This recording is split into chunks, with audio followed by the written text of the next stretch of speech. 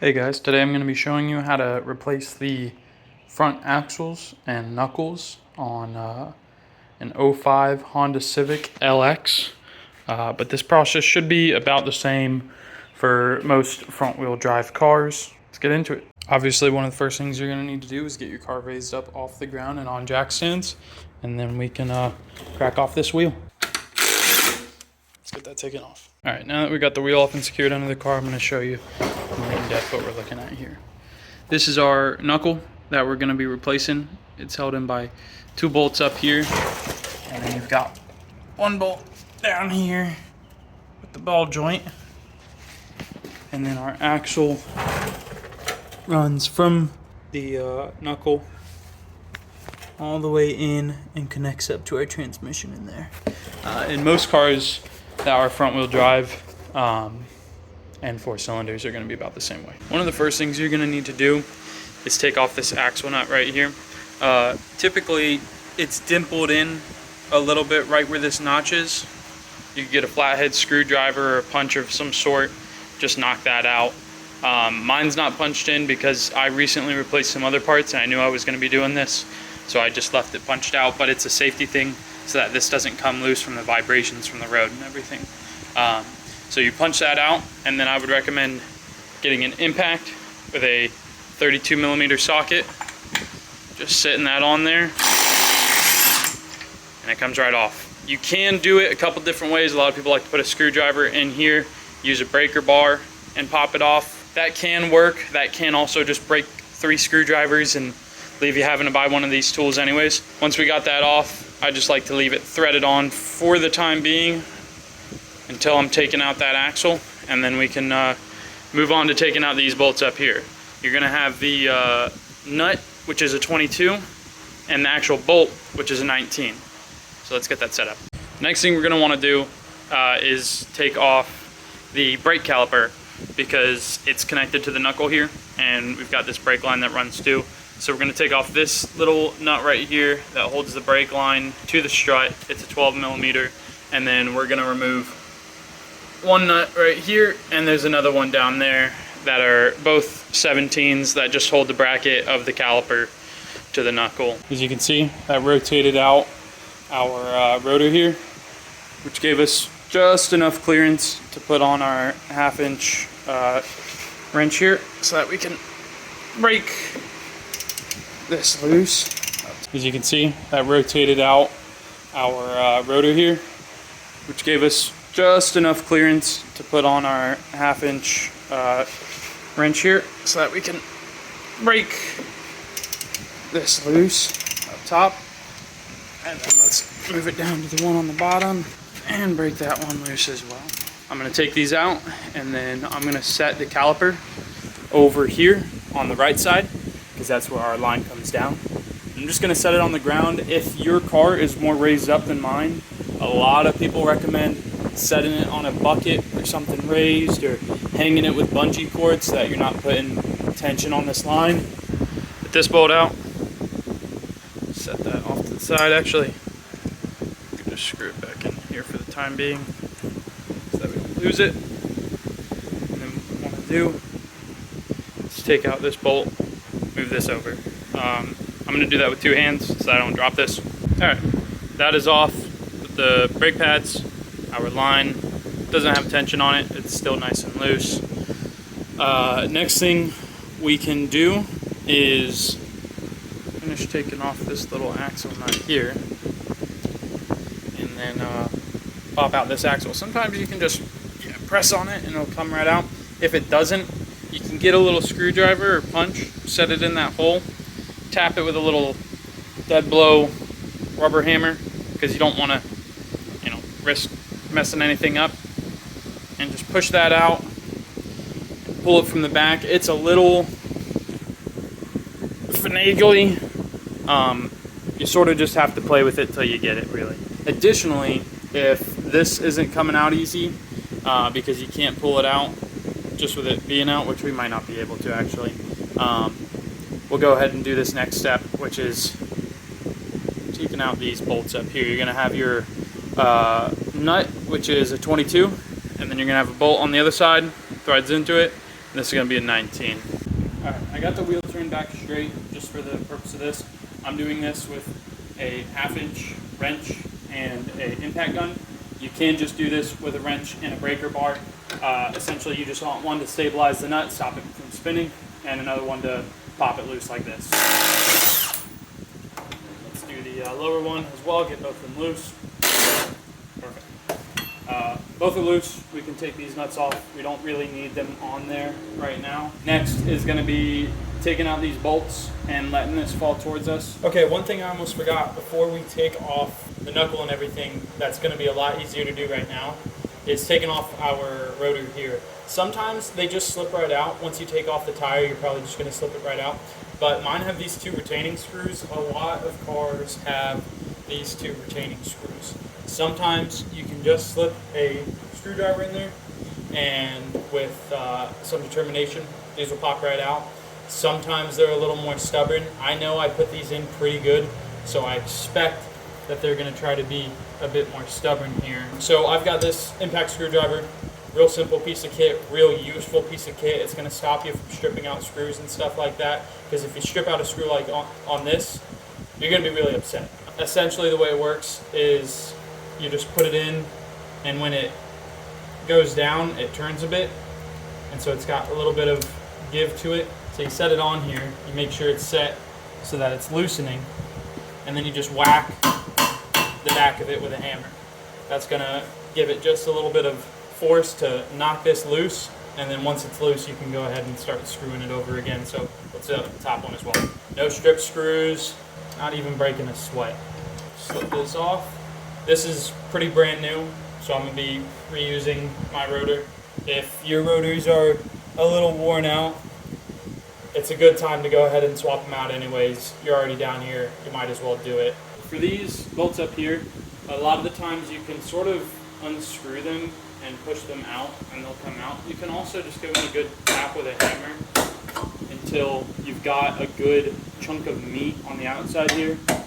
And then just grab yourself a nice sizable wrench that's gonna slip on there real good, and then you can like pry it out a little bit more. And if it doesn't just slip straight out, because it does have a lot of tension from this on it, slip on your wrench here and then just, and it'll pop right out.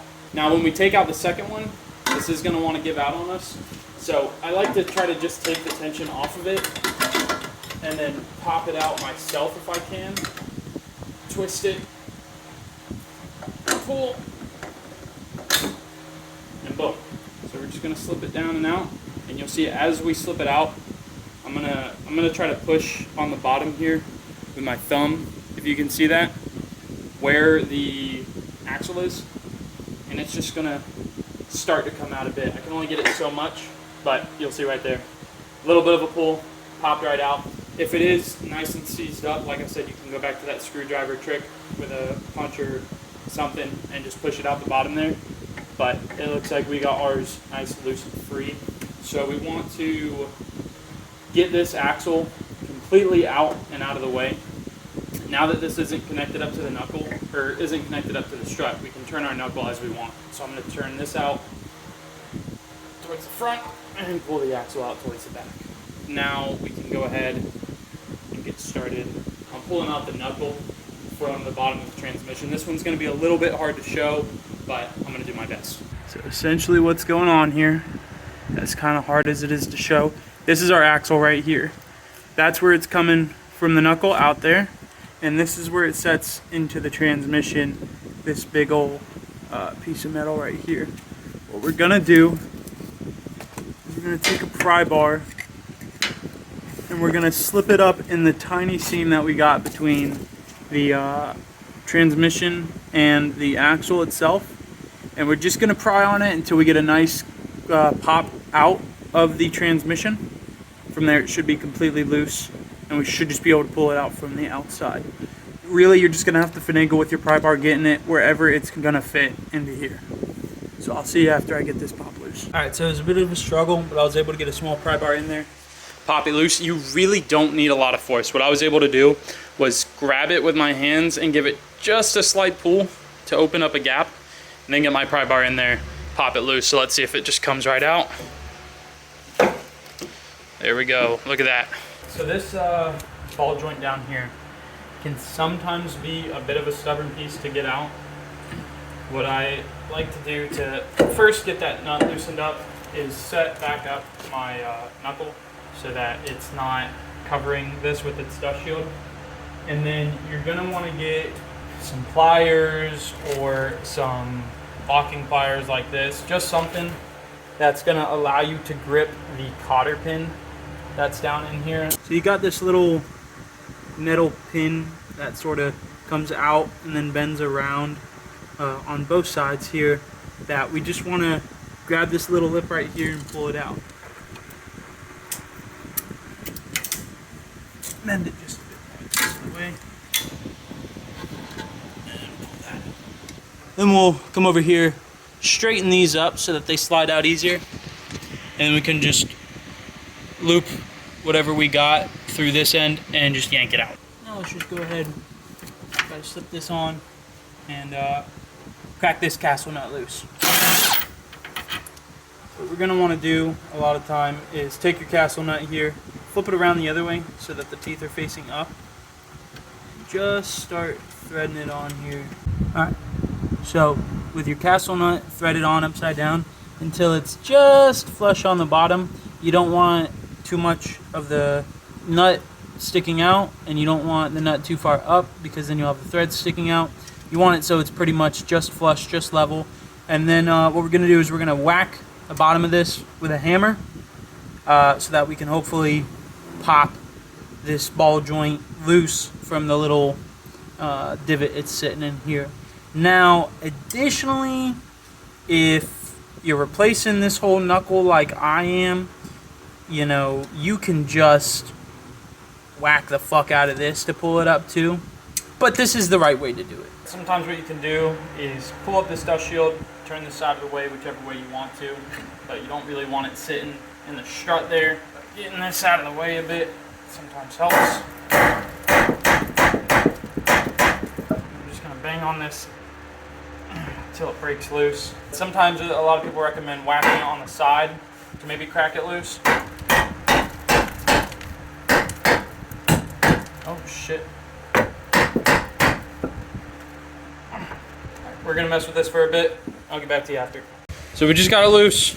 We can take off this castle nut here. You can tell because we got a little bit of a gap here. And then we're just gonna use our tremendous strength to grab it, pull it straight out. One thing I always like to do with new parts is set them side by side and make sure they look like the right parts, because you don't want to put something in your car that's wrong. And I know, first glance, these parts don't look exactly the same, but the most important things with the axles is that, one, your length from tip to tip is the same, and then also your splines, because this is what's actually connecting to your transmission on this side, and this is what's connecting to your bearing on the outside. As long as the length is right and the splines are right, there's a lot of stuff in between that you can sort of look over, like this little, whatever the hell this thing is here. I think it's just to either act as some sort of balance or block dirt or something. Over on this end, you can see the new one has these splines right here. These are for, I think, a ABS sensor or speed sensor or something, which my car from the factory didn't come with. So that's why the original axles don't have anything like that on there. This is for a higher trim level, but it'll work perfectly fine with my car. Other than that, splines are right, ends are right. All right, so here's our knuckles here. You can see off first glance, these in terms of shape and everything look pretty much the same. There's no major differences between these two, other than the fact that this one's much cleaner. That's really the only difference. This one's a lot cleaner. It's got this nice black coating to it, while this one's got a nice rust coating to it. Dust shields look the same. The most important thing when you're looking at parts like this is just that all of your holes line up. You want to make sure that the bracket bolts for your brake caliper line up, which these do, and that the mounting bolts for the strut line up, which these do. Additionally, we can take a look at the ball joints down here. This one came with a new ball joint inserted, which is great because I did not feel like pressing out and pressing in a new ball joint again, which is what I did for this one, and then wound up replacing it anyways, so that's great. And then this one also came with its own bearing and everything already in there, its own hub, which is a pain in the ass to do. It's not that difficult, but it's just tedious. It's another thing you have to do. Sometimes you have to rent special tools. I just really didn't feel like doing that. And luckily, these knuckles with the ball joint and the hub already in them were $300 for both.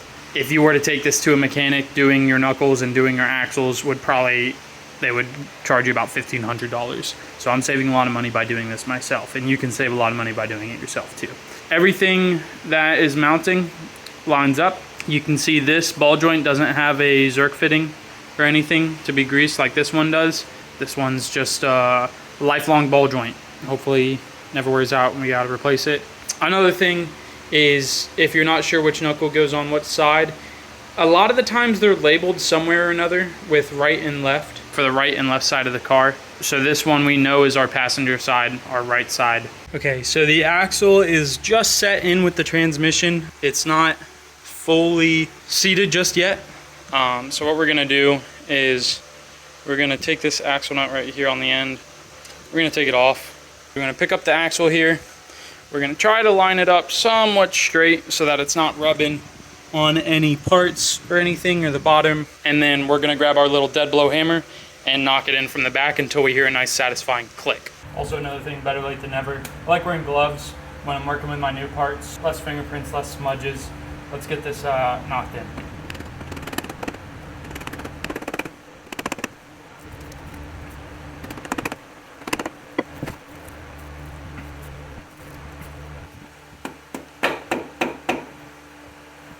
That might have been a click right there. I'm gonna reach back in here, check that it feels flush. It does. Can barely fit my fingernail between it. I'm gonna give it one or two more solid taps just to make sure it's nice and seated. Yeah, it'll sound different too when it seats. Let's go grab the knuckle. I know you might be thinking, why am I doing this the opposite way around instead of knuckle and axle? I'm doing axle and knuckle.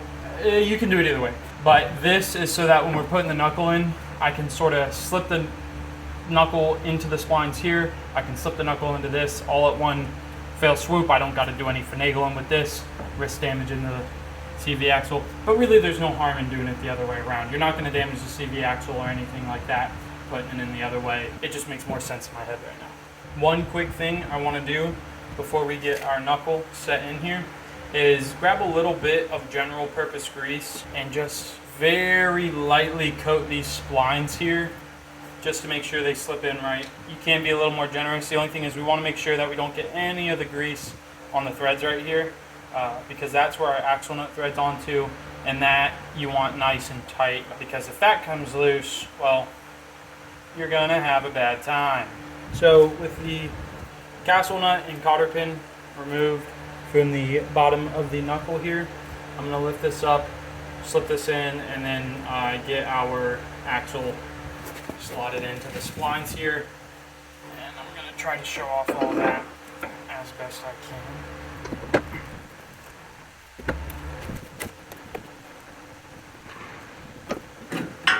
Go.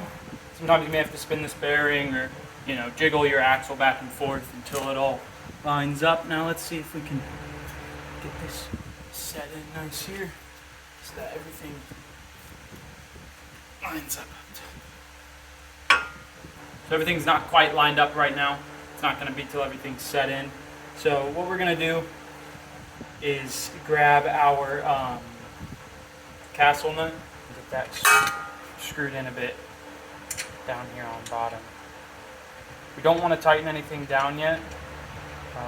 Usually you don't want to tighten stuff down until you've got some weight on the suspension, but it's still nice to get some stuff screwed in, at least finger tight, just to make sure everything sits and stays where it's supposed to.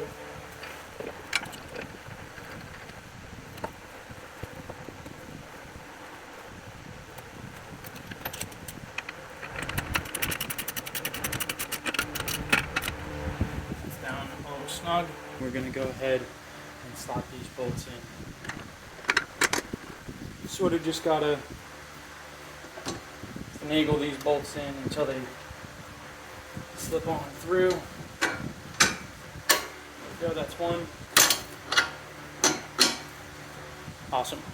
Both those are set in. I'm going to screw on these nuts just a bit. So everything's set in place. There's a little bit of thread locker on these. It's good for suspension bolts. Since your suspension's vibrating a lot, you don't want anything to vibrate loose. So we're going to go grab the jack, get it set under here, lift it up just a little bit, just enough so that we have the weight of the car on the suspension. So just when it starts to come off your jack stands, that's all you're going to want to jack it up. When you're jacking up the suspension of your car, be mindful not to jack it off the ball joint. If you do that, you're going to probably damage it. You mainly want to jack it off your lower control arm here. That's just what's going to work best for you. Sometimes if your knuckle sits out down enough, some people like to jack it off that.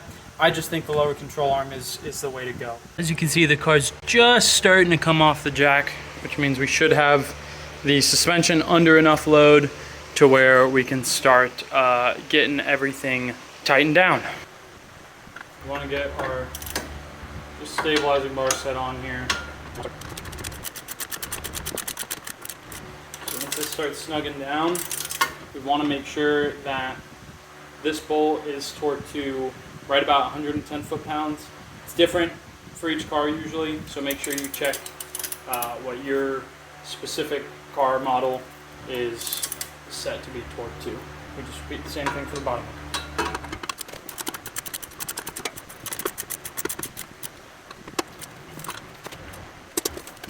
Both of those should be torqued down.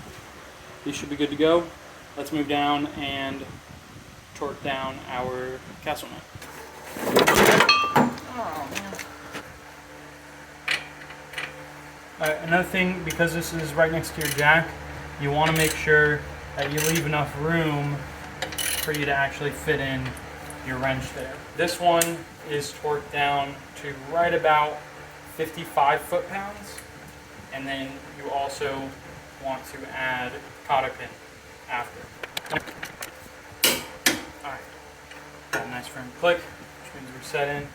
Now we want to double check that our castle nut is lined up.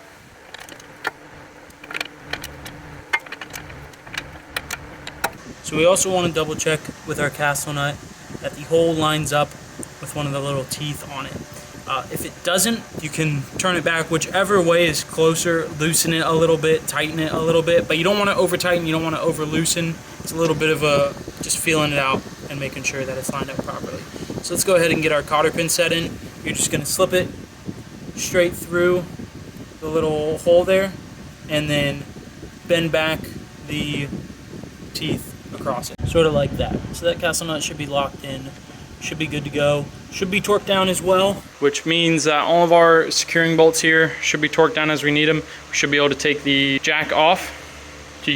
One thing that's worthwhile doing, since we do have a new hub here, is taking some anti-seize and wiping it across there real quick. I'm just going to wipe it down though, make sure that there's no particulate or any leftover rust if it got on there from any of the other parts or anything as we were moving it around. And you just want to apply, I think, a thin layer across everything. You don't need to go too heavy with it, but anti-seize gets everywhere anyways apparently. This is just to make sure that the metal on metal doesn't rust weld itself together with your rotor, because if it does, knocking it off is a pain in the ass, and you don't want that. And if you're taking it to a mechanic shop, they don't want that. Just try to coat the metal surface. Don't try to get any on the lug studs. If you do, it's not the end of the world. Like right there, just got a bit of a blob on there. I'll try to wipe that off afterwards, but right now we just want to get a nice coat, channel your Bob Ross or whatever.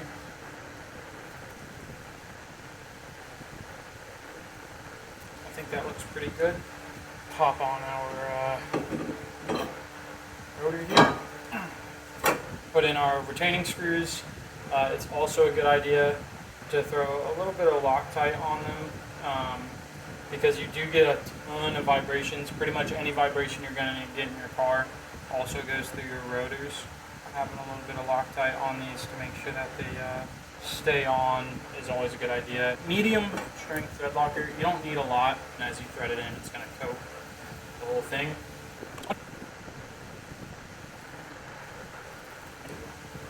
Make sure they're nice and snug. You really don't want these coming out and rattling around down there. I like to set this on, set it to tighten, and just give it a couple good whacks until I see it. Go ahead and start putting our brakes back on. Alright, so we turned our wheel back to the left so we could get nice access to these bolt holes back here. So let's go ahead, throw this back over, and start getting everything buttoned up again. Make sure you've got your hardware. So the pads should just slip right over the rotor. We'll reach through and just get one of these bolts started.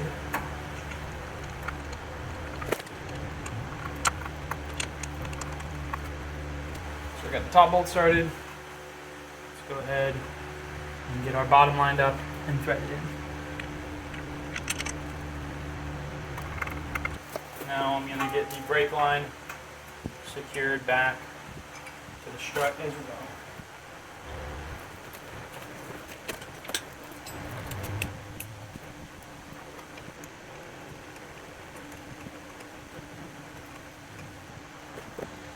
Alright, so now that we got the brake line on and snug, we want to get the caliper bolts that connect it to the knuckle there torqued down to, I believe, 80 foot-pounds.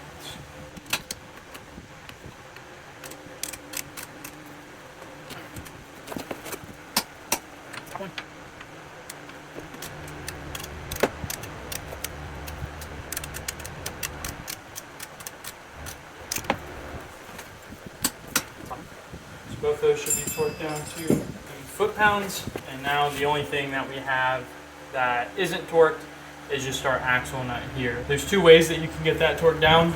Having someone hop in the car, press on the brakes to hold the rotors and the hub so that when you go to tighten it, nothing rotates or anything. It's just me, so the way I'm gonna do it is turning the wheel straight, putting the tire on, lowering it down so that it's touching the ground, and then slipping on the 32 millimeter socket and torquing it down. All right, so the way I'm getting my axle nut tightened down is I just popped out the center cap for my wheel, taking my 32, setting it in there, and then once this is on the ground, the weight of the car and the friction on the ground will be enough to stop this from spinning. All right, so the axle nut is your big kahuna burger. This one's gonna get torqued down to 135 foot-pounds. Let me make sure that that's on there. And awesome. And then let's torque down our wheels as well. Those get torqued down to about 80 foot-pounds. Is where I like to set them. And then it's always a good idea to torque down your lug nuts in a star pattern just to make sure everything sits in evenly. Then the very last thing we want to do is grab ourselves a screwdriver or a punch or something and set it right in to the little dimple there and just stake that axle nut into that dimple. And with that dimpled in, we are all set and good to go. Now you've got new axles and hopefully new knuckles on your car. All that's left to do is take it for a test drive, and yeah, thanks for watching, guys. Leave any critiques or comments in the comments. Awesome.